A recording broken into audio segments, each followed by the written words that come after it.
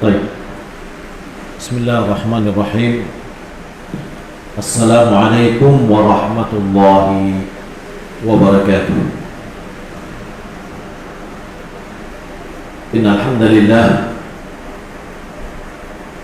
نحمده ونستعينه ونستغفره ونعوذ بالله من شرور أنفسنا ومن سيئات أعمالنا. من يهده الله فلا مضل له ومن يضلل فلا هادي له. أشهد أن لا إله إلا الله وحده لا شريك له وأشهد أن محمدا عبده ورسوله. اللهم صل وسلم على نبينا محمد وعلى آله وصحبه أجمعين. يا أيها الذين آمنوا اتقوا الله حق تقاته ولا تموتن إلا وأنتم مسلمون. يا أيها الناس اتقوا ربكم الذي خلقكم من نفس واحدة وخلق منها زوجها وبث منهما رجالا كثيرا ونساء واتقوا الله الذي تساءلون به والأرحام إن الله كان عليكم رقيبا. يا أيها الذين آمنوا اتقوا الله وقولوا قولا سديدا يصلح لكم أعمالكم ويغفر لكم ذنوبكم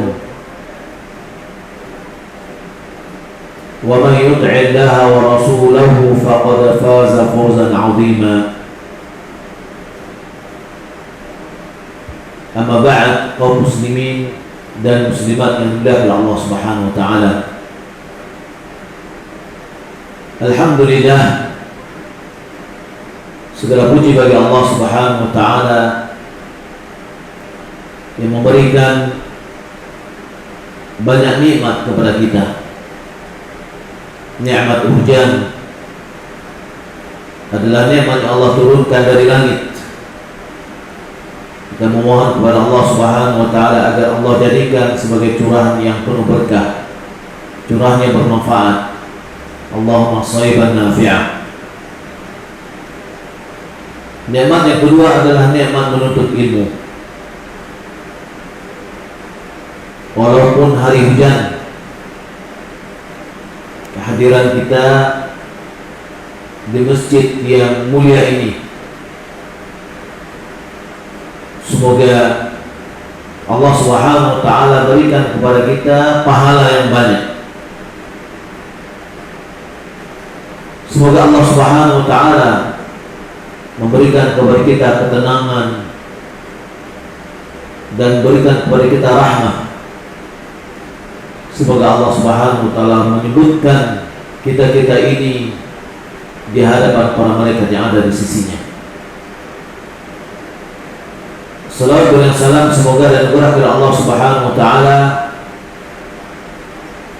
kepada Nabi kita Muhammad sallallahu alaihi wasallam. Allahumma shalli ala Muhammad wa ala ali Muhammad.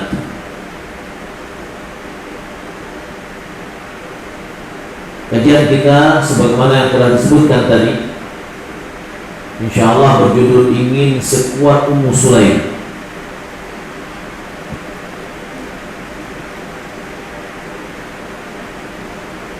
Sama-sama sudah kita ketahui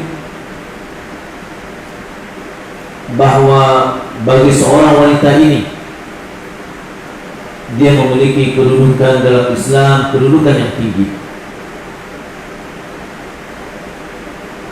Allah Subhanahu wa taala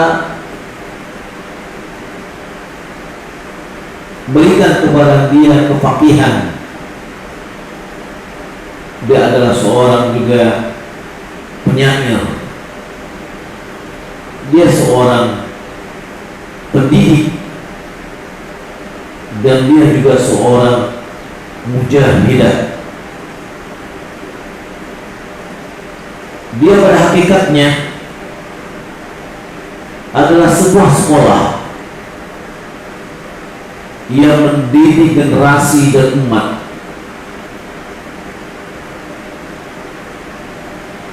Keberhasilannya adalah keberhasilan untuk umat.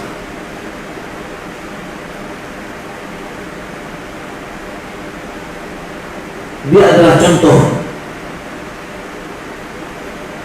dari keberhasilan seorang wanita dalam mendidik anaknya,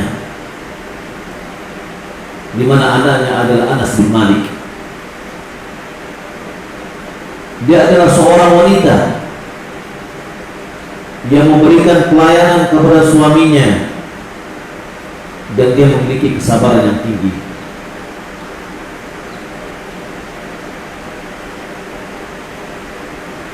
Mudah-mudahan di dalam pertemuan kita ini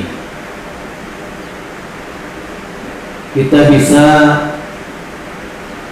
mengetahui sedikit dari riwayat hidupnya, perjuangan yang telah dia lakukan, pengorbanan yang telah dia berikan. Dia telah berjihad dengan jiwanya sendiri. Dia telah memberikan kepada Rasulullah SAW anaknya sebagai pembantu yang membantu Rasulullah SAW. Ketika Nabi SAW hijrah ke Madinah, semua orang memberikan apa yang dia berikan kepada Rasulullah SAW. Adapun bagi wanita ini, dia tidak memiliki apa-apa kecuali seorang anak yang pada saat itu masih kecil, belum balik. Dia wakafkan kepada Nabi SAW untuk melayani Rasulullah SAW dalam kehidupannya sehari-hari. Dia itu adalah Ummu Sulaim yang selalu kita dengar, yang bernama Ummu Sulaim, atau nama Ummu Sulaim selalu kita dengar, dan di mana-mana Ummu Sulaim menjadi sebuah nama yang favorit. Ternyata nama aslinya bukan itu. Maka saya mengajukan pertanyaan, silakan dijawab ke nomor yang tadi. Insya Allah kita akan yang pertama menjawab, pertama yang mengirim, kita kasih nanti, kita kirim kalender Solo TV ya. Siapa nama Ummu Sulaim? Ya, untuk ibu-ibu, untuk bapak-bapak. Siapa nama Ummu Sulaim, silakan kirim ke nomor yang tadi 08 59 72 72 72 77. Nomor yang pertama masuk atau nomor 5 pertama yang masuk yang benar, ya, akan kita berikan insya Allah nanti kalender gratis.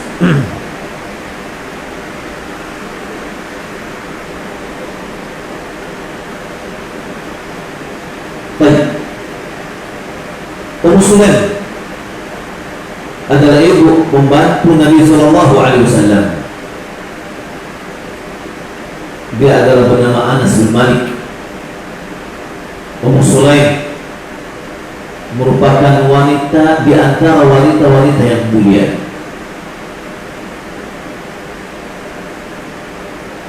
Suaminya meninggal dunia, yaitu ayahnya Anas yang bernama Malik bin Nadr.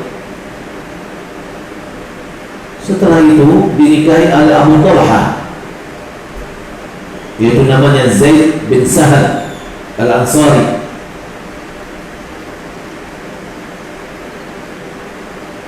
Maka dari pernikahannya lahirlah Abu Umayyah dan Abdullah.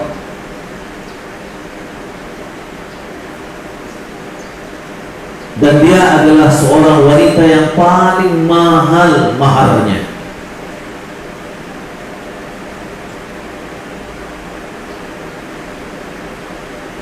dikisahkan tentang Ummu Sulaim ini, bahwasanya Ummu Sulaim beriman dengan Rasulullah SAW.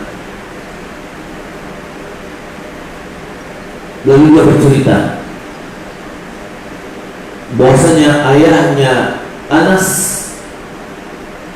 datang setelah dia bersafar. Ketika dia datang, dia mengatakan, "Asabauti, apakah engkau telah murtad ya dari agama nenek moyang?" Faqalat, "Ma sabautu, aku tidak murtad, walakinni amantu, akan tetapi aku telah beriman." Lalu mulailah dia mentalqinkan kepada Anas, "Qul la ilaha illallah, qul ashhadu anna Muhammadan Rasulullah." Ini adalah bagaimana seorang ibu mentalqinkan kepada anaknya kalimat tauhid. Anas pada saat itu belum balik. Lantas Anas pun mengucapkan hal yang demikian. Lalu bapaknya Malik bin Nadhr berkata kepada Ummu Sulaim, "La tufsidi alayya bini, jangan engkau rusak anakku terhadapku." Fataqul, dia mengatakan, "Ini la ufsidu, aku tidak merusaknya." Lantas Malik keluar, yakni berperang. Lalu dia ketemu dengan musuhnya, kemudian dia terbunuh. Lalu ketika Anas, ya, ketika bapaknya meninggal dunia, dia mengatakan, "La uftuna Anasan hatta yada'a thani." Aku tidak akan pernah menyapih Anas sampai Anas meninggalkan susunya. Wala atazawwaju hatta ya'murni Anas. Aku tidak akan menikah sampai Anas itu memerintahkanku untuk menikah. Dari kisah Ummu Sulaim yang dia menceritakan tentang dirinya sendiri, bagaimana kekarnya seorang wanita ketika datang hidayah kepadanya, lalu dia ambil hidayah itu. Dia beriman kepada Rasulullah SAW. Kemudian dia didik anaknya, diajarkan kalimat tauhid, dan dia bertekad untuk tetap menjaga anaknya ini sampai sekiranya anaknya itu yang menyuruhnya untuk menikah. Lantas Abu Talhah pada saat itu masih musyrik, datang melamarnya.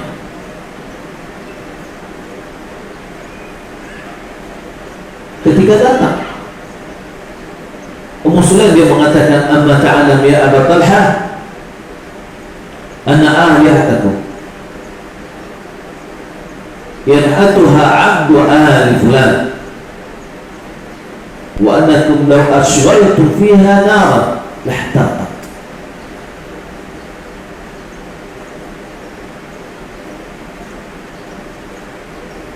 Ummu Sulaim mengajak Abu Talhah di diskusi. Dia katakan, "Tidakkah kau mengetahui ya Abu Talhah, bahwasanya Tuhan yang kalian sembah itu adalah dipahat oleh keluarga fulan.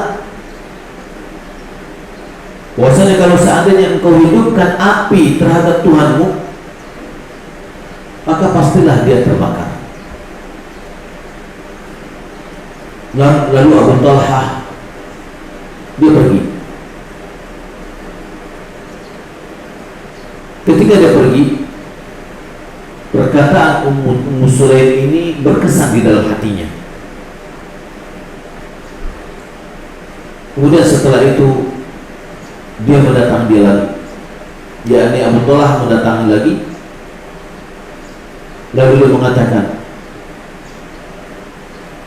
alladhi aradti alayya qad qabiltu. Tawaran yang engkau berikan kepadaku telah aku terima. Qala fama kana laha mahrun illa Islam. Mahar yang dimintanya ya tidak ada kecuali hanya Islam. Maka pernikahan Abu Talha dengan Ummu Sulaim, maharnya itu adalah Islam. Masuknya Abu Talha ke dalam agama Islam, dan ini tentu tidak seperti apa sebagian orang yang pada saat ini ingin menikahi seorang putri muslimah atau seorang gadis muslimah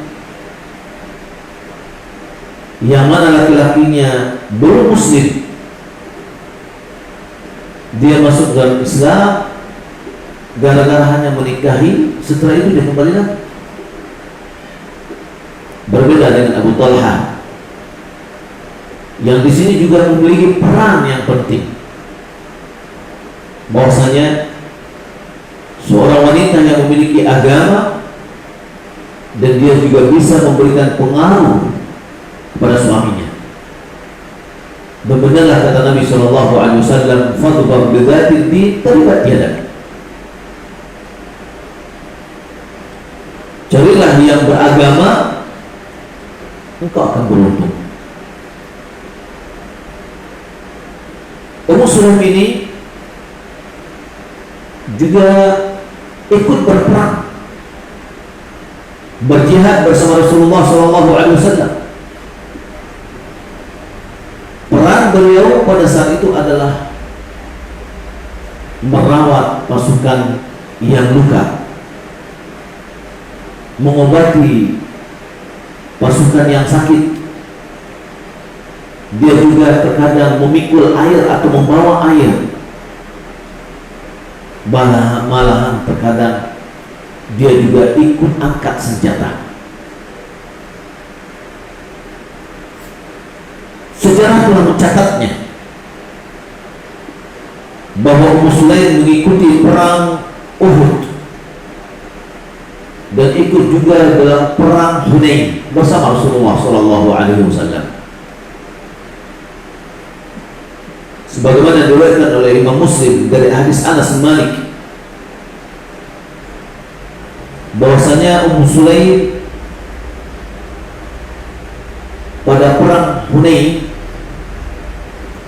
membuat tombak kecil yang selalu bersama dengannya. Lantas Abu Talha melihatnya. Lalu Abu Talha mengatakan, ya Rasulullah, Ummu Sulaim ini dia membawa tombak atau pedang kecil, ya, yaitu khinjar. Faqala laha Rasulullah SAW, lalu Rasulullah SAW mengatakan, ma hadza khinjar. Ini ada apa ini dengan pisau kecil, ya, pisau kecil. Yang biasanya kalau kita lihat orang Arab menaruhnya di depan, di pinggangnya. Qalat ittakhadtuhu indana minni ahadun minal musyrikin baqartu bihi batnah. Dia mengatakan, kalau seandainya seorang dari orang musyrik mendekat kepadaku, maka aku akan robek-robek perutnya. Faja'ala Rasulullah SAW yadhhak. Rasulullah SAW mulai mendengar cerita itu, dia berketawa. Ini adalah seorang mujahidah memberani, tidak takut. Kalau seandainya musuh orang musyrik datang kepadanya, dia akan siap menghadapinya. Kemudian Ummu Sulaim juga mengambil terkadang keringat Rasulullah SAW agar dia campurkan dengan minyak wangi yang dia miliki. Sebagaimana yang diriwayatkan oleh Anas bin Malik, anna Nabi sallallahu alaihi wasallam lamma arada an yahliqa ra'sahu bi Mina, akhadha Abu Talha radhiyallahu anhu shaqqa sya'rihi. Nabi sallallahu alaihi wasallam ketika dia ingin mencukur rambut kepalanya waktu di Mina, lalu Abu Talha mengambil sebagian dari rambut beliau. Fahalaq al-Hajjaj, lalu Hajjaj mencukurnya. Faja'a bihi ila Ummu Sulaim, fakana Ummu Sulaim taj'aluhu fi sakkiha. Ummu Sulaim meletakkan rambut Rasulullah SAW di tempatnya, disimpan.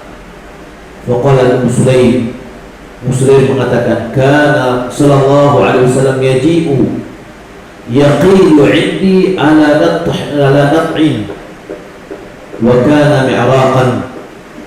Faqala faja'a dhata yawmin faja'altu asaltu al-'araq fa'aj'alhu fi qaruratin li. Ummu Sulaim menceritakan bahwasanya terkadang Nabi SAW datang ke rumahnya dan dia tidur siang di tempat rumahnya Ummu Sulaim, dan Nabi SAW ya keluar keringatnya. Lalu Ummu Sulaim mengambil keringat Rasulullah SAW dan diletakkan di dalam botol milik dia. Ketika Nabi SAW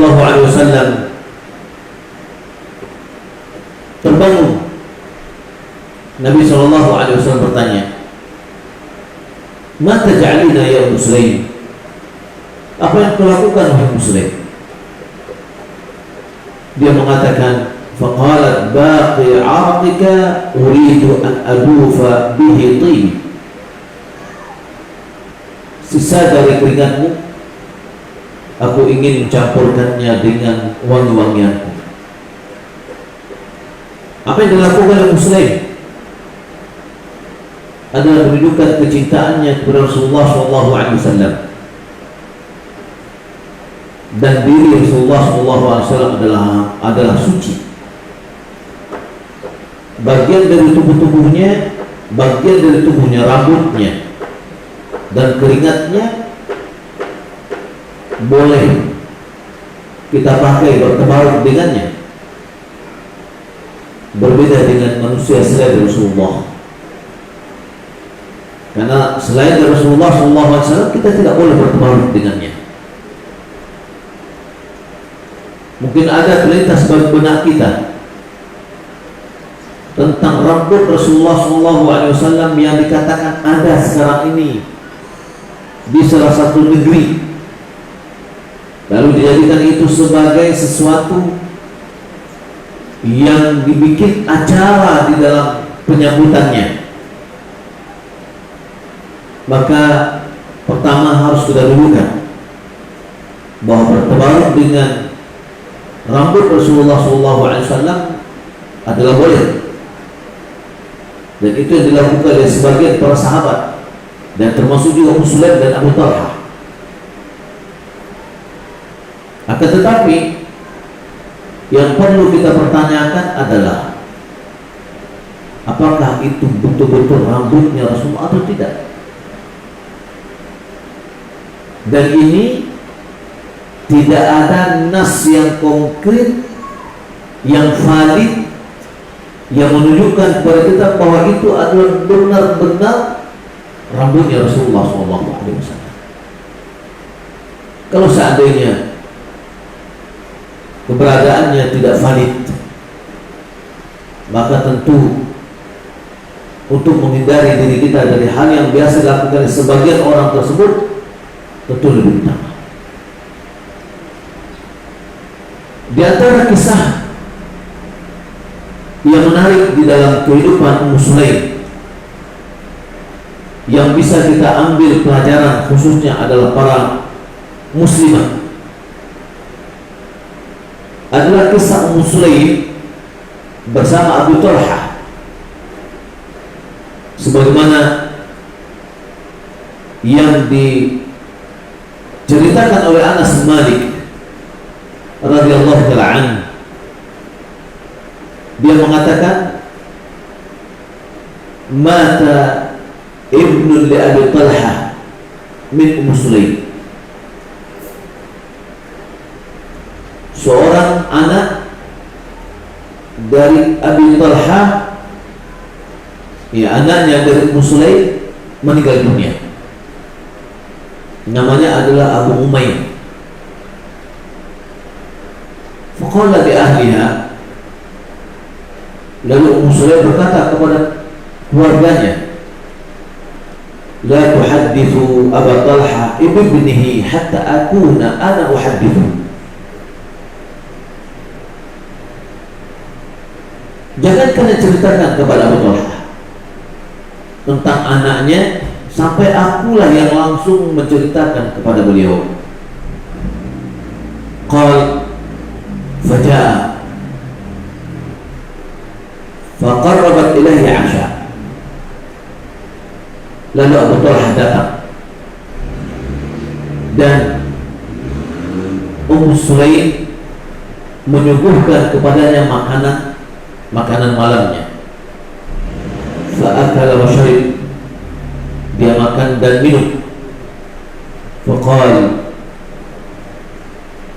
lalu Anas Malik dia mengatakan, thumma tasanna'at lahu ahsana ma kana tasanna'u min qabl dzalik.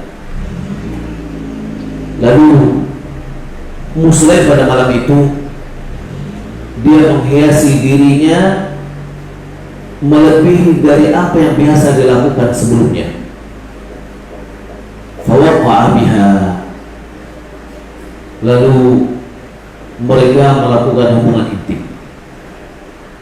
Falamma ra'at anhu qad syabi' wa asaba minha, ketika Ummu Sulaim telah melihat suaminya kenyang dan sudah mencicipi dirinya, qalat, lalu dia mengatakan, ya Abu Talha, wahai Abu Talha, ara'aita law anna qauman a'aru iyaratahum ahla baitin fatalabu 'ariyatahum Allahu am yamna'uhu. Qala la. Wahai Abu Talha, apa pendapatmu kalau seandainya satu kaum meminjamkan pinjaman barang pinjaman kepada keluarga lain, lalu kaum itu meminta pinjaman yang dipinjamkan itu, apakah keluarga tersebut boleh baginya untuk menghalangi atau tidak mau untuk mengembalikan? Qala la, dia katakan tidak. Jadi maksudnya kalau seandainya pemiliknya meminta lagi harus diberikan. Qalat, lalu Ummu Sulaim mengatakan, fahtasib bibnaki, fahtasib bibnaki, maka harapkanlah pahala dengan anak. Ya, ini maksudnya bersabarlah, anakmu sudah dipanggil oleh Allah Subhanahu wa ta'ala, dan harapkanlah pahala dalam hal itu. Mendengar hal itu lalu dia marah, faghadab, bahwasanya Abu Talha marah. Waqal, lalu dia mengatakan, taraktani hatta talattakhtu thumma akhbartini bibni. Dia mengatakan, kau biarkan aku ini bergelimang seperti ini Lalu setelah itu engkau beritahukan kepadaku tentang anakku. Fantalaqa hatta ata Rasulullah sallallahu alaihi wasallam fa akhbarahu bima kana. Lalu setelah kejadian itu dia pergi kepada Rasulullah sallallahu alaihi wasallam dan dia ceritakan apa yang terjadi. Faqala Rasulullah sallallahu alaihi wasallam, lalu Rasulullah mengatakan, barakallahu lakuma fi ghabiri lailatikuma. Semoga Allah memberkati bagi kalian berdua pada malam kalian yang telah berlalu. Qala fahamalat, lantas Ummu Sulaim hamil dari hubungan malam itu. Qala fa kana Rasulullah sallallahu alaihi wasallam fi safarin wa hiya ma'ahu. Wa kana Rasulullah sallallahu alaihi wasallam idza ata al-Madinah min safarin la yatrukuha turuqan fadana min al-Madinah fadaraba al-makhat. Rasulullah sallallahu alaihi wasallam melaksanakan sebuah perjalanan. Dalam perjalanan tersebut Ummu Sulaim bersama Rasulullah, yakni Ummu Sulaim dengan Abu Talha ikut di dalam perjalanan tersebut. Dan Rasulullah sallallahu alaihi wasallam apabila datang Madinah datang ke Madinah dalam perjalanan, ya, la yatrukuha turuqan, dia tidaklah ya meninggalkan buah jalan yang dilewati. Fadana minal Madinati fadaraba al-makhat, ketika mereka sudah, yakni Nabi sallallahu alaihi wasallam apabila sudah mendekati Madinah, dia segera bergegas untuk datang sampai ke Madinah. Jadi kalau Nabi sallallahu alaihi wasallam sudah melihat Madinah, kendaraannya dipercepat, tidak pelan-pelan lagi, terus lanjut. Ketika mereka sudah mendekati Madinah, Ummu Sulaim merasakan mulas, ya, ada tanda-tanda kelahiran. Fahtabas alaiha Abu Talha, lantas Abu Talha menahan Ummu Sulaim, ya, yakni tidak bisa mengikuti dalam perjalanan dengan Rasulullah SAW. Mentalaqa Rasulullah SAW. Qala yaqulu Abu Talha, innaka ta'lam ya Rabb annahu ya'jibuna an akhruja ma'a Rasulullah ma'a rasulika idza kharaja wa adkhulu ma'ahu idza dakhala. Lalu Nabi sallallahu alaihi wasallam berangkat. Ummu Sulaim dengan Abu Talha terhenti karena rasa sakit yang dirasakan. Lantas Abu Talha berdoa kepada Allah Subhanahu wa taala. Dia mengatakan, wahai Rabbku, engkau mengetahui bahwasanya saya sangat suka keluar bersama Rasulullah apabila dia keluar, yakni keluar dari Madinah, dan aku masuk ke Madinah bersamanya apabila dia masuk ke Madinah. Yakni dia pengen masuk bareng-bareng bersama Rasulullah SAW ke kota Madinah. Waqad ihtabasat bima tara, atau waqad ihtabastu bima tara. Waqad ihtabastu bima tara, bersungguh aku telah terhenti, terhalang sebagaimana engkau melihatnya. Qala taqulu Muslim, lalu Muslim mengatakan, ya Abu Talha, ma ajidu alladhi kuntu ajid. Lalu Muslim mengatakan, wahai Abu Talha, aku tidak merasakan lagi apa yang tadi aku rasakan. Yakni rasa mulas tadi sudah hilang. Intadad fantalaqna, yakni berangkatlah. Kemudian dia berangkat.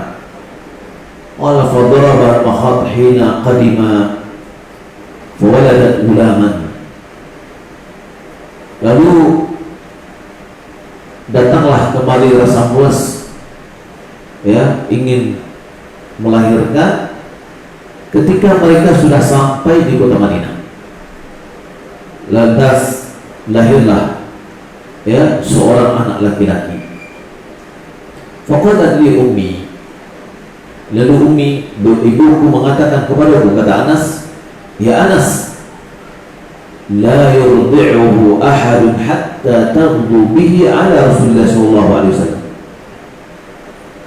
Kata Ummu Sulaim, jangan seorang pun ada yang memberinya susu sampai engkau pagi-pagi pergi ke Rasulullah sallallahu alaihi wasallam membawa bayi ini. Falamma asbaha, ketika sudah masuk pagi, waktu pagi, ihtamaltuhu fantalaqtu bihi ila Rasulullah sallallahu alaihi wasallam. Lalu aku gendong ni anak dan aku bawa kepada Rasulullah sallallahu alaihi wasallam. Qal fasadaftuhu wa ma'ahu misa. Falamma ra'ani qala la'alla Ummu Sulaim waladat. Lalu aku mendapatkan Rasulullah sallallahu alaihi wasallam. Lalu Rasulullah sallallahu alaihi wasallam mengatakan, boleh jadi Ummu Sulaim sudah melahirkan. Qalat na'am. Lalu qultu na'am. Lalu aku mengatakan, kata Anas, iya. Fawada al-misa qala wajitu bihi fawada'tuhu fi hijri. Lalu aku letakkan bayi tadi di pangkuan Rasulullah sallallahu alaihi wasallam. Wada'a Rasulullah sallallahu alaihi wasallam bi'ajwatin min ajwatil Madinah. Lalu Nabi sallallahu alaihi wasallam minta didatangkan dengan kurma ajwa dari ajwahnya kota Madinah. Fa'akala fi fihi. Lalu Nabi meletakkannya di mulutnya hatta dhabat thumma qadha fi sabi. Lalu ketika sudah melunak, mencair, ya, dikunyah Rasulullah SAW, kemudian Rasulullah meletakkan hasil kunyahan korma itu di mulutnya si bayi tadi. Faja'ala sabi yatalammaha. Anak tadi mulai dia menjilatnya dengan lidah. Faqala Rasulullah sallallahu alaihi wasallam, dan Rasulullah SAW mengatakan, unzuru ila hubbil ansari tamra. Kata beliau, lihatlah bagaimana orang Ansar mencintai kurma. Dia lihat anaknya tadi, dia sudah mulai menggerakkan lidahnya karena memandang dia sudah merasakan rasa kurma. Lalu Nabi mengatakan ini adalah tanda bahwa orang Ansar mencintai kurma. Qala famasaha wajhahu wa sammahu Abdullah. Lalu Rasulullah SAW menyapukan wajahnya, mengusap wajahnya, dan beliau berilah nama Abdullah. Wa fi riwayat Bukhari, dan riwayat Bukhari, qala Sufyan yang mengatakan qala rajul minal Ansar, ada seorang dari Ansar mengatakan, fara'aitu lahuma tis'ata awladi kulluhum qad qara'a al-Qur'an. Dia katakan bahwasanya aku melihat bagi mereka berdua. Jadi maksudnya adalah bagi Abdullah, anaknya Abu Talha, yang mendapatkan doa dari Rasulullah SAW tadi. Dia memiliki 9 orang anak. Semuanya telah menghafal Al-Quran. Ummahat dan akhwat yang dimuliakan oleh Allah Subhanahu wa taala, dari kisah ini kita mengambil beberapa pelajaran.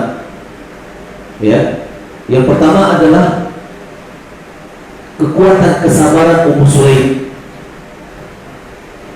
Hal ini tergambar ketika dia menyambut suaminya dari safar, sementara keadaannya anaknya meninggal dunia. Ya, bagaimana sabarnya seorang istri Ummu Sulaim menjaga kerahasiaan informasi keadaan dirinya. Ya, berbeda dengan ibu-ibu sekarang. Belum lagi suaminya datang ke rumah, apapun permasalahan rumah sudah diceritakan semuanya. Ya, gas yang habis, ya, beras yang gak ada, minyak goreng yang gak ada, ya, belum lagi anaknya berkelahi yang disebutkan, atau semuanya diinformasikan. Subhanallah. Ya, baru suami masuk ke dalam rumah, semua informasi datang dan itu adalah permasalahan semuanya. Kenapa? Karena tidak ada kesabaran. Ummu Sulaim, keadaan anaknya, ya Abu Umair itu adalah anaknya, anak dia dari Abu Talha, meninggal dunia. Tapi yang dilakukan adalah bagaimana dia sabar menahan beban musibah itu, dan dia tidak tampakkan pada wajahnya, dia tidak tampakkan kepada dirinya. Dia dengan tenang menyambut suaminya yang datang dari Safar. Yang kedua, bolehnya memakai tawriyah. Apa tawriyah? Yaitu seseorang berkata dengan perkataan, ungkapan yang berbeda dengan apa yang dia niatkan. Ya, perkataannya bisa dipahami dengan 2 atau 3 makna, tapi yang dia maksud bukan zahir dari perkataan itu. Akan tetapi tawriyah ini tidaklah pantas kecuali karena memang sebuah kebutuhan yang dibutuhkan. Seorang memerlukannya untuk sebuah kemaslahatan atau untuk menghilangkan sebuah kemudaratan. Adapun kalau seandainya tidak ada kebutuhan, maka tidaklah pantas seseorang untuk melakukan tawriyah. Karena tawriyah itu mendekati kepada sebuah kebohongan. Dari mana bisa kita ambil? Ya, dari perkataan Ummu Sulaim kepada Abu Talha. Ketika dia tanya bagaimana anaknya, dia katakan dia lebih tenang dari apa yang sebelumnya. Ya, anakmu lebih tenang dari sebelumnya. Ketika bapak atau suaminya menanyakan bagaimana keadaan anaknya, ya, lalu dia tanyakan lebih tenang. Betul, lebih tenang, karena dia sudah meninggal dunia, tidak bergerak-gerak lagi. Ya, akan tapi yang dimaksud adalah Abu Talha berarti dia sudah mulai mendingan, sudah mulai sehat dan seterusnya. Nah, ini namanya tawriyah. Ya. Dari kisah ini juga bisa kita melihat bahwasanya keberkahan air ludah Rasulullah SAW, di mana Rasulullah SAW memberikan tahnik kepada anak dari Abu Talha yang dibawa oleh Anas bin Malik kepada Rasulullah SAW, hasil dari hubungan yang didoakan oleh Rasulullah SAW. Yang keempat, bahwa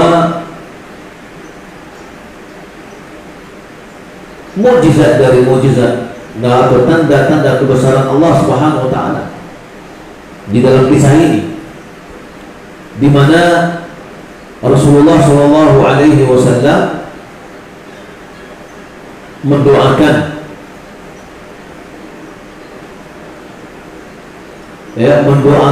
bayi tersebut, ya, dan diberikan keberkahan kepada keturunannya, di mana Rasulullah SAW, ya, mendoakan terhadap bayi tersebut, ya, ketika Nabi SAW mengatakan barakallahu lakuma fi ghabiri lailatikuma, semoga Allah memberkati bagi kalian berdua di dalam, ya, malam yang telah berlalu yang kalian lakukan. Jadi adalah doa Rasulullah SAW, dan di mana lahirlah Abdullah, dan Abdullah itu memiliki 9 anak yang semuanya adalah orang-orang yang menguasai Al-Quran. Yang kelima, anjuran untuk memberi nama anak dengan Abdullah. Ini berdasarkan hadis yang lain juga. Nabi SAW mengatakan, Ahabul asma' ilallah Abdurrahman wa Abdullah. sebaik-baik nama atau nama yang paling disukai oleh Allah Subhanahu wa taala adalah Abdurrahman dan Abdullah. Terkait dengan nama, ya, di sini yang keenam adalah yang bagi lil insan ay yakhtara li ibnihi wa banatihi ahsanal asma. Sepantas sebagai seseorang memilihkan nama yang terbaik untuk putra dan putrinya. Supaya apa? Supaya dia bisa mendapatkan pahala, ya, dan supaya itu akan memperindah dan memperbaiki anaknya itu sendiri. Karena nama juga memberikan pengaruh. Maksud dari nama yang baik itu adalah nama atau kata yang memiliki arti. Maknanya adalah yang memiliki arti, yaitu Abdullah adalah hamba dari Allah, Abdurrahman adalah hamba dari Zat yang maha luas kasih sayangnya. Maka nama-nama yang baik ini bukan berarti dia memiliki nama rangkaian. Tidak seperti, ya, apa yang digambarkan sekarang ada 3 nama, ya, contoh misalnya rumah yang indah, ya, bukan itu. Akan tapi nama kata yang satu itu. Karena nama tujuannya adalah untuk membedakan satu sama lainnya. Seperti misalkan namanya Ahmad, namanya Hasan, namanya Husna, ya, namanya Muslim boleh juga, namanya Muti'ah boleh. Tapi tidak perlu lagi ditambah dengan kata-kata yang lain gitu. Bukan itu makna dari nama indah tersebut. Nama indah itu adalah nama yang satu kata itu memiliki arti. Lalu nama yang keduanya itu adalah nama bapak. Kita terkadang memiliki nama anak seperti nama orang Arab, ya, 2-3 kata atau 4 suku kata, ya, 4 suku kata, tapi, ya, tidak ada satupun nama dari nama bapaknya. Maka ini adalah sebuah kekeliruan, ya. Nama satu kata ini, kemudian kata yang kedua adalah nama bapaknya, kata yang ketiga adalah nama kakeknya, kata keempat biasanya itu adalah nama familinya, ya. Tapi namanya tetap hanya satu. Kita melihat ada orang namanya Ahmad Abdurrahman, atau ada nama anak namanya adalah Talhah bin Ubaidillah, ya, itu salah kaprah di dalam memberi nama anak Talhah bin Ubaidillah. Ada lagi nama anaknya Umar bin Khattab, ya, itu salah nama anak. Cukup dengan namanya anaknya Umar, ya, yang keduanya adalah nama bapaknya. Nah, toh yang akan kita panggil itu adalah suku kata yang pertama. Ada namanya 3 suku kata, tapi terkadang tidak pernah nama-nama ini dipakai dalam keseharian. Ada lagi nama panggilan, ya. Atau kita contohkan aja misalkan namanya anaknya bagus dibuat Abdurrahman, tapi dipanggil dengan Maman, ya. Namanya adalah Ahmad, panggil apa panggilnya? Ame, ya. Atau Muhammad dipanggil Mo. Ini adalah sama. Setiap panggilan kita itu kan adalah doa, ya. Nah, jadi bikinlah nama anak satu kata saja di antaranya, ya, nama ta'bid kepada asma'illah, Abdurrahman, Abdul Razzaq, ya, Abdul Rahim dan seterusnya, atau nama-nama para nabi, atau nama para sahabat. Nama yang pertamanya, ya. Ada orang punya nama, pengen anaknya punya seperti Imam Syafi'i, lalu namanya Syafi'i. Syafi'i itu bukan nama Imam Syafi'i adalah Muhammad, ya. Nah, jadi, Ya, kadang namanya adalah Muhammad bin Idris. Ya, ini adalah sebuah kekeliruan, kurang paham dalam memberikan nama. Maka oleh karena itu pilihlah, dan ini adalah sebuah kewajiban orang tua, khususnya adalah ayah, memberikan nama yang terbaik untuk anaknya. Kemudian dari kisah di atas juga kita mengetahui bahwa anak itu adalah pinjaman dari Allah, titipan yang dititipkan dari Allah Subhanahu wa taala kepada kita. Mereka itu hakikatnya adalah milik Allah Subhanahu wa taala. Kapanpun Allah berkeinginan untuk mengambilnya, maka hendaklah kita dengan lapang dada menerima apa yang diputuskan oleh Allah Subhanahu wa taala. Maka di sini Imam Sulaim memberikan perumpamaan, ya, antara anak dengan barang yang pinjaman, sehingga lebih mudah untuk menerima keadaan. Kemudian dari kisah di atas juga menunjukkan kepada kita bahwa Ummu Sulaim adalah orang yang cerdas, seorang yang berakal, yakni yang matang akalnya. Kemudian dia adalah orang yang bersabar, yang mengharapkan pahala, ya, sebagaimana yang kita kisahkan tadi, bahwa dia betul-betul bisa mengkondisikan dirinya tanpa dipengaruhi oleh keadaan, ya. Kemudian keberkahan doa dari Nabi SAW, di mana Nabi SAW mendoakan Abdullah tadi. Dia memiliki 9 anak yang semuanya membaca Al-Quran, ya.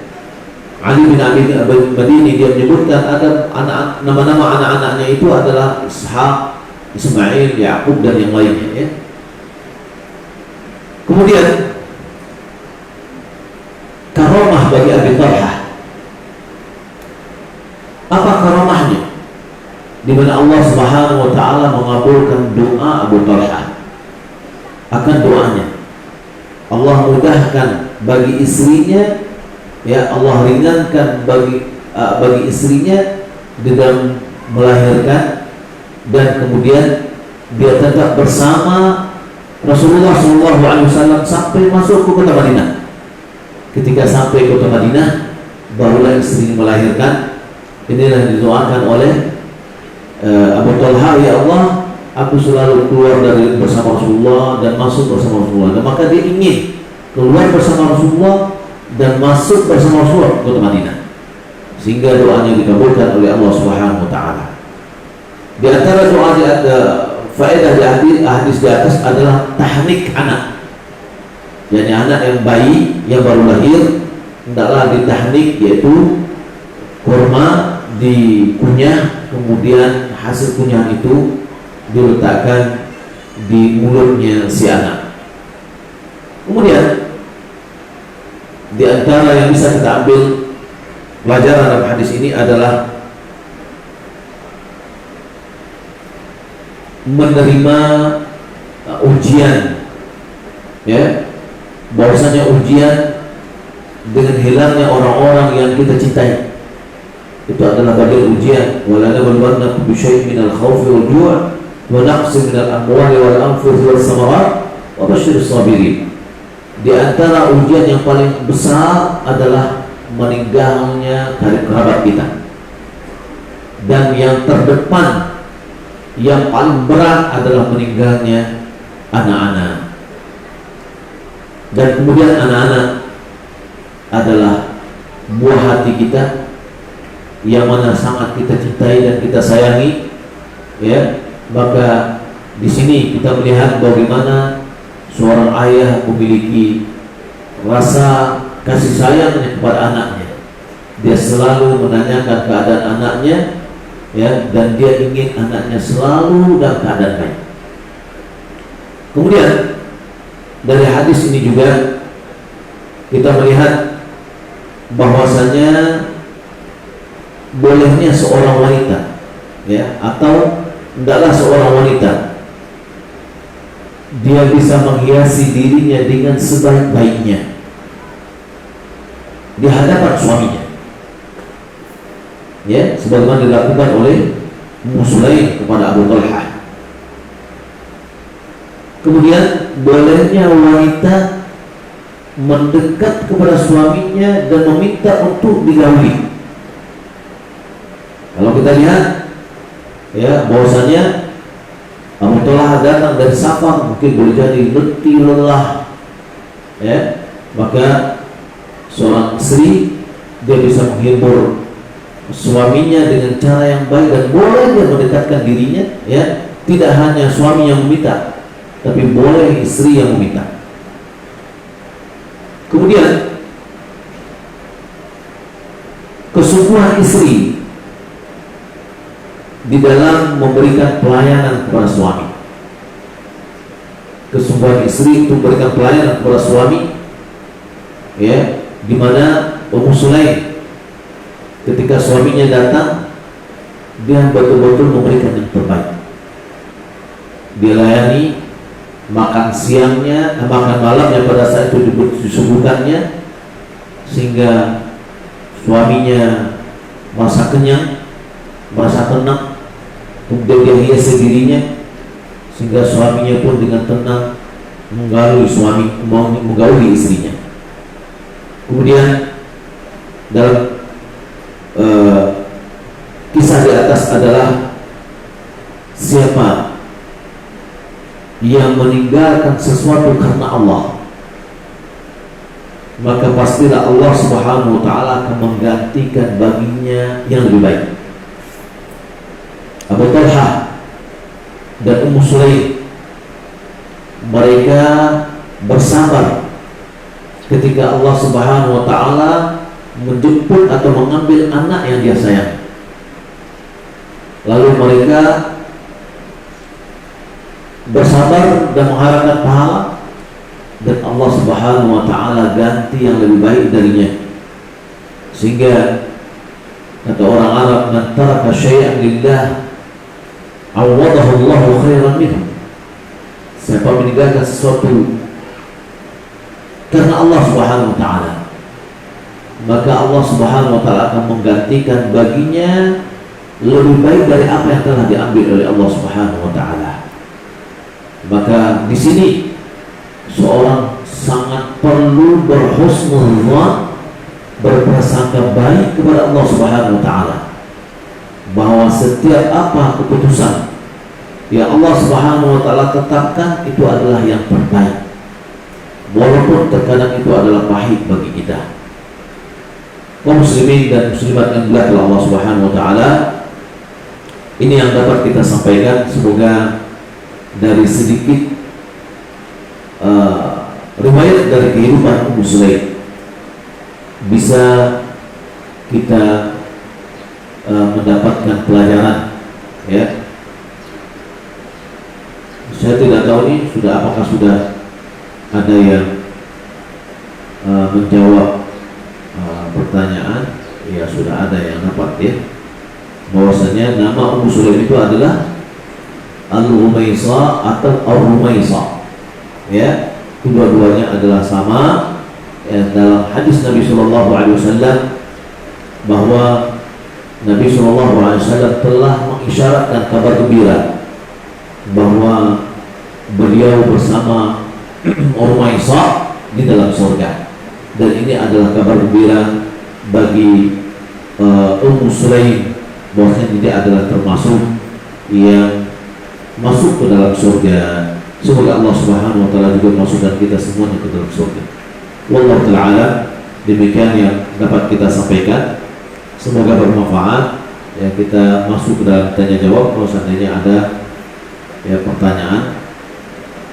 Dan ini jawabannya tadi banyak sekali, ya.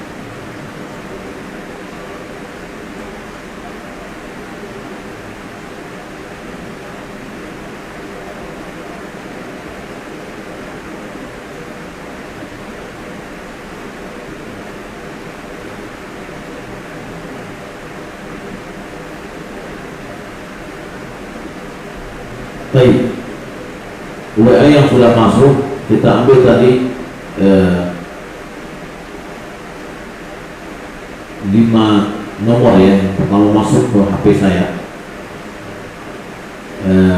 Yang pertama 5968, yang kedua 7902, yang ketiga 1056. Baik. Sudah berapa tadi? 1, 2, 3. Yang keempat 1183. Yang kelima 1202. Insya Allah kita akan kirimkan, nanti bisa dihubungi ke panitia nanti insya Allah ta'ala ya. Nanti kita kirimkan dulu kalendernya ke sini dan insya Allah bisa akan dibagikan. Baik, kita masuk dalam pertanyaan.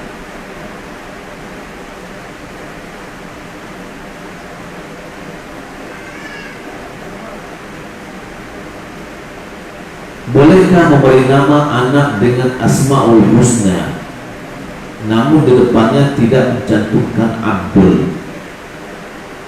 Nama anak kami Muhammad Rashid Al-Ihsan. Kalau sudah terlanjur sudah buat akte gimana Ustaz? Apakah harus ditukar? Ini saya tanya-kata ini betul nih. Muhammad Rashid Al-Ihsan kayaknya bagus ya. Kayaknya bagus, tapi saya lihat ini nama tidak punya alamat. Bapaknya siapa ini? Ya, nggak ada nama bapaknya.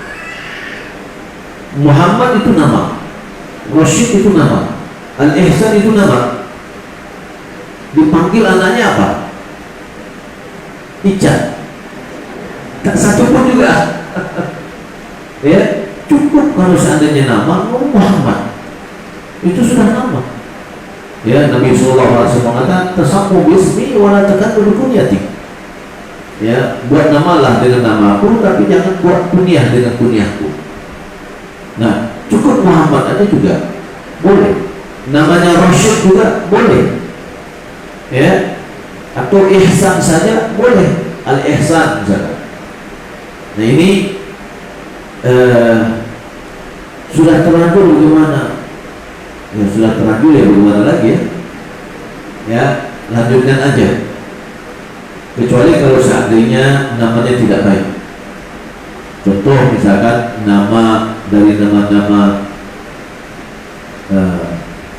Tuhan orang-orang musyrikin, maka adalah berubah namanya.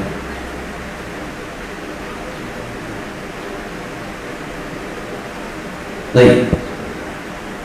Ada lagi pertanyaan? Kayaknya belum masuk.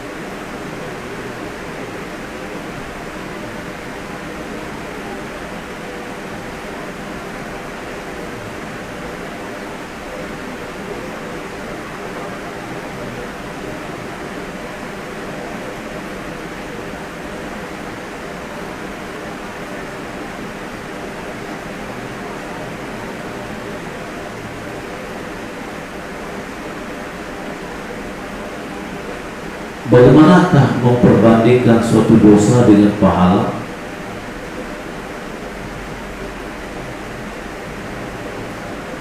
Apa maksud dengan memperbandingkan?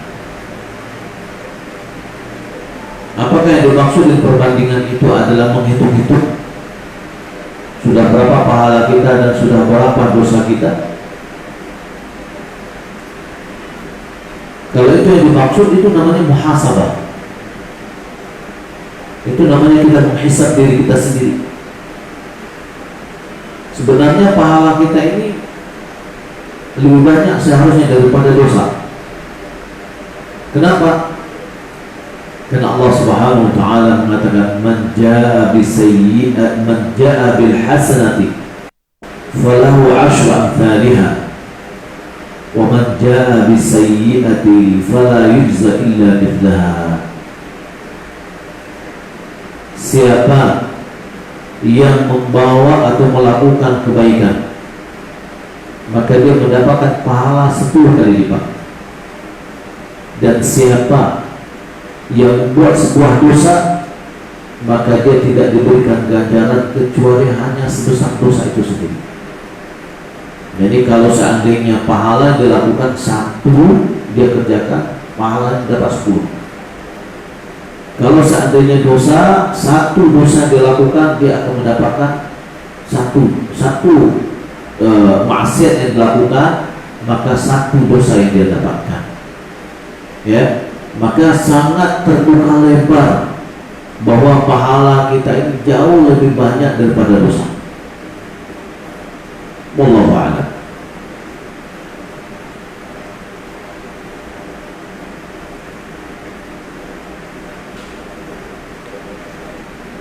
Saat mendengarkan kajian lalu kita diminta untuk melakukan sesuatu sehingga kajian yang kita simak terputus, apakah amalan menuntut ilmu akan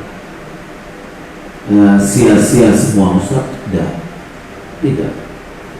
Ya, kehadiran kita dalam menuntut ilmu, alhamdulillah, ini adalah sebuah kebaikan yang besar. Maka ini perlu kita pertahankan.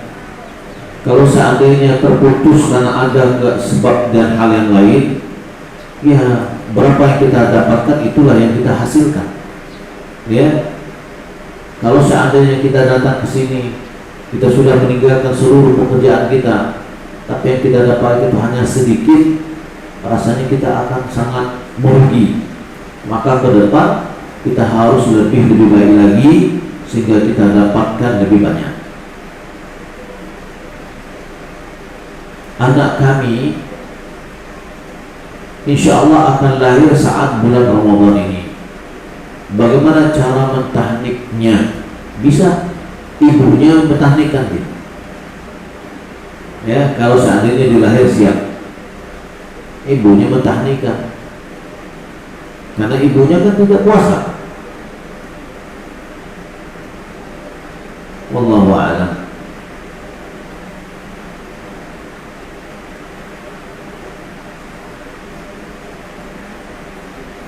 Ada hadis yang menyatakan apabila seorang muslim mendatangi dukun dan lain-lain, maka dia tidak akan terima ibadahnya selama 40 hari.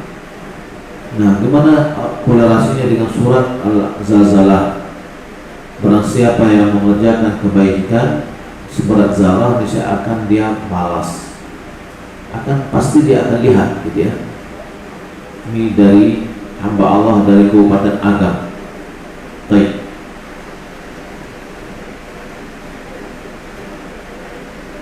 Orang yang mendatangi dukun, man ata'arrafan aw kahinan fasa'alahu lam tuqbal salatuhu 40 yawman.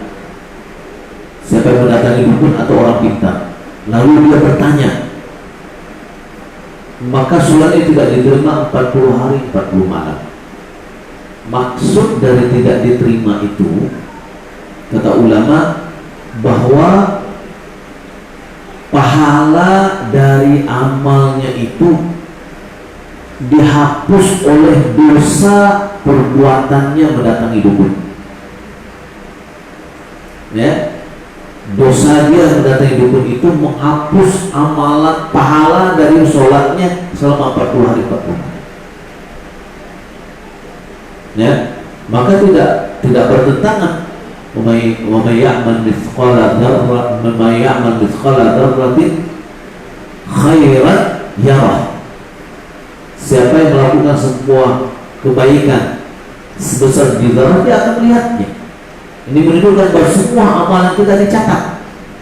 Ya, semua amalan kita dicatat. Tidak ada yang pernah hilang dari catatan. Maka lakukanlah seberapapun akan dinilai. Sebagaimana juga keburukan seberapapun akan tercatat. Wallahu a'lam.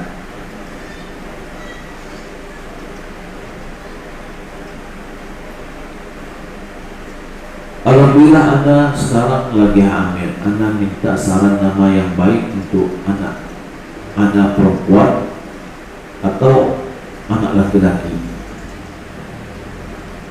Sudah, anak perempuan namanya Rumaisah, ya, supaya dia menjadi muslim. Ya, muslim kunyahnya namanya adalah Rumaisah. Kalau seandainya namanya laki-laki, namanya Anas, ya, nama para sahabat. Baik, kata yang keduanya nama bapaknya, walaupun nama bapaknya nama umum, ya. Bagaimana dengan seorang wanita telah meninggal suaminya namun belum menikahkan lagi karena dia masih terkenang dengan suaminya yang soleh dan istimewa baginya? Ini tak apa-apa. Kalau dia bisa menahankan dirinya untuk itu, silakan aja. Ya. Kemudian dia punya anak dan dia menjaga anaknya ini dan dia pelihara anaknya. Anaknya itu adalah anak yatim.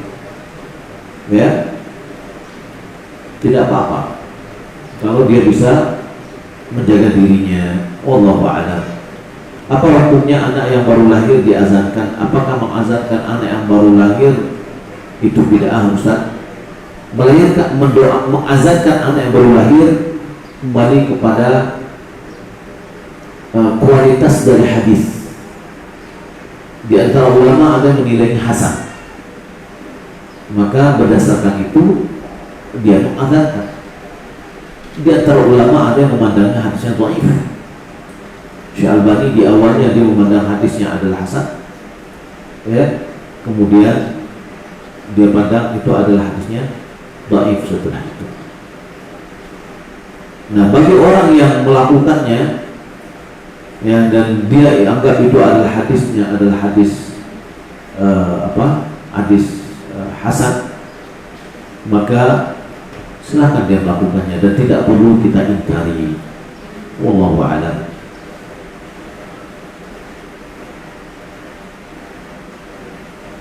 Bagaimana kiat agar kita bisa menghadapi kondisi dengan tenang seperti Muslim?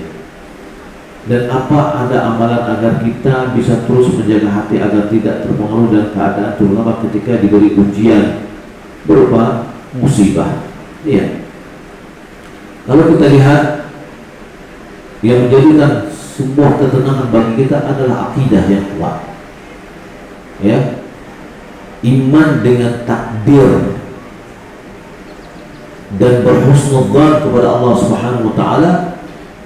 Itu adalah salah satu kiat agar bisa kita menjaga ketenangan kita ketika kita diberikan ujian dan cobaan oleh Allah Subhanahu wa taala.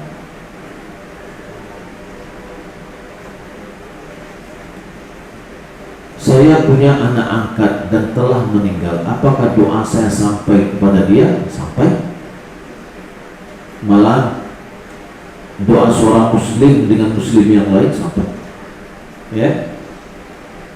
Buktinya kita melaksanakan sholat jenazah. Baik. Anda mau bertanya mengenai nama tadi, Ustaz. Bagaimana dengan nama yang awalnya Abdul tapi sambungnya tidak Asmaul Husna? Haram hukumnya. Ya, contoh Abdul Gading. Apakah itu jatuh haram? Karena ada yang mengatakan Abdul Gading berarti hamba gading.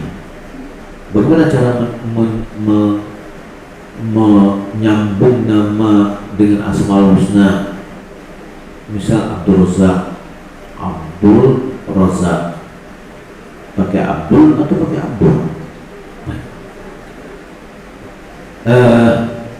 Iya, ta'bid atau abdul itu kita tidak boleh berikan kecuali hanya kepada nama-nama Allah saja, Asmaul Husna saja. Tidak boleh kepada sifat-sifat Allah, tidak boleh. Ya, apalagi kepada yang lain. Maka tidak boleh seperti tadi Abdul Gading. Ya. Baik.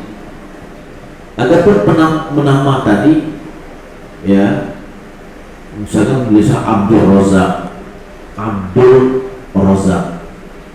Baik. Sekarang ini lam itu tuh apa gunanya? Abdul itu apa? Ya, sama dengan kita bikin namanya Saiful. Apa artinya Saiful? Sebenarnya dia mau ngambil namanya dari Saifullah, dari dua kata Saif kemudian Allah, gitu ya. Tapi salah eja kita gitu. Nah, Abdul salah. Yang benar itu kalau bawa kepada ucapan kita bahasa Indonesia, dan itu yang kita tulis adalah Abdul Razak, ya, Abdul Razak. Tapi kalau mau nulisnya Abdul Ar-Razzaq, kalau mau bikin, ya, tulisan yang benarnya Abdul Ar-Razzaq.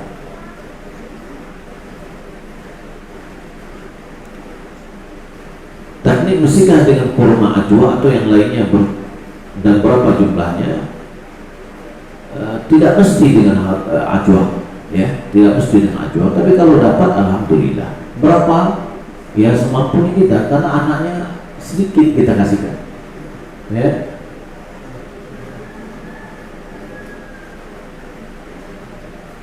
Setiap anak pulang dari pondoknya, dia malas untuk melanjutkan hafalan, hanya menonton dan bermain game. Pertanyaan saya, bagaimana cara kami agar kami selalu mau anak kami selalu baca Al-Quran dan menghafal Al-Quran dimanapun dia berada? Anaknya umur berapa? Umur SD, SMP. Baik, kira-kira umur SMP itu mainnya apa? Dia main game. Ibu-ibu bayangkan Aisyah radhiyallahu taala anha, istri Rasulullah, ya, terkadang dia main-main dengan anak-anak yang lain, main anak-anak. Ya itu dunianya gitu. Itu dunianya. Akan tetapi ini perlu kita kondisikan, kita kita kendalikan gitu lah, ya, kita kendalikan. Baik, ya kan, baru kelas 1 SMP, ya, berarti dia sekarang ini kelas berapa? Kelas 7, ya, kelas 7. Kalau saya mengatakan kelas SD kemarin, TK itu sama dengan kelas C, kelas 1 SD sama dengan kelas C gitu kan. Ya, di atas dari TK baru SD. SMP begitu juga, kelas 1 SMP itu baru kemarin dia dari SD. Ya, pada umumnya belum ada yang balik kok. Ya. Maka perlu kita memberikan motivasi kepada anak itu, ya, untuk bisa termotivasi dalam menghafal Al-Quran. Ada seorang istri sudah punya anak, sering tidak dinafkahi suami, bahkan sudah berbulan-bulan. Karena 4 bulan sang suami meminta layanan dari segi apapun.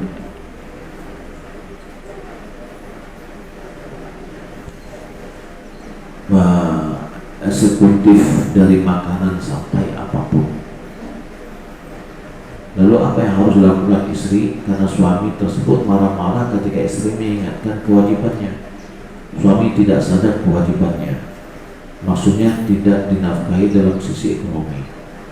Dan maksud saya suami tidak dinafkahi dalam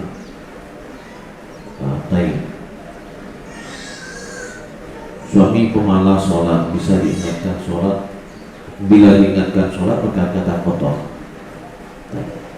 Ini ya, perlu ada peran pihak yang ketiga untuk menasihati suami ya, supaya dia sadar. Dan sang istri hendaklah selalu berdoa kepada Allah agar suami diberikan hidayah dari Allah Subhanahu wa taala. Selalulah layani suami, karena melayani suami itu adalah kewajiban istri. Ya. Berikanlah hak suami, mintalah hak anti kepada Allah Subhanahu wa taala. Saya hamba Allah dari Kaltim. Saya ingin bertanya, apakah yang dimaksud dengan doa nur bau? Adakah Nabi SAW mengajarkan doa tersebut? Wallahu a'lam.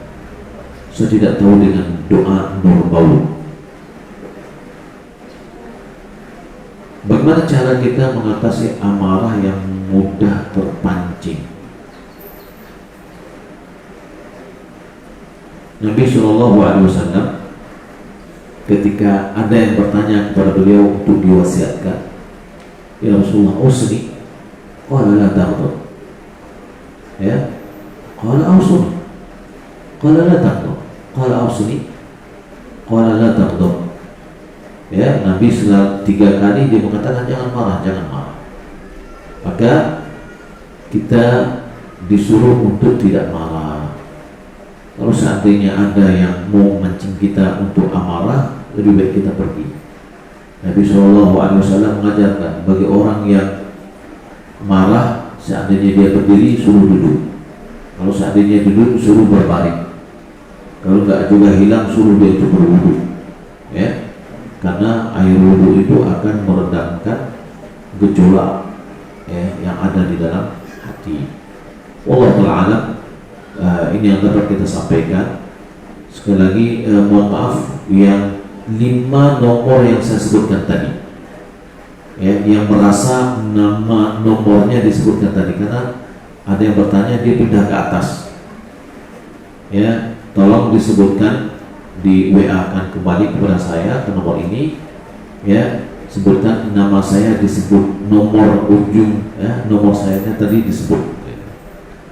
Karena urutannya sudah tidak teratur lagi di sini, karena di antara yang tadi bertanya kembali, maka mohon dikirimkan agar haknya terpenuhi. Demikian, mudah-mudahan bermanfaat. Mohon maaf atas segala kekurangan dan kesalahan. Terima kasih atas segala perhatiannya. Wassalamualaikum warahmatullahi wabarakatuh.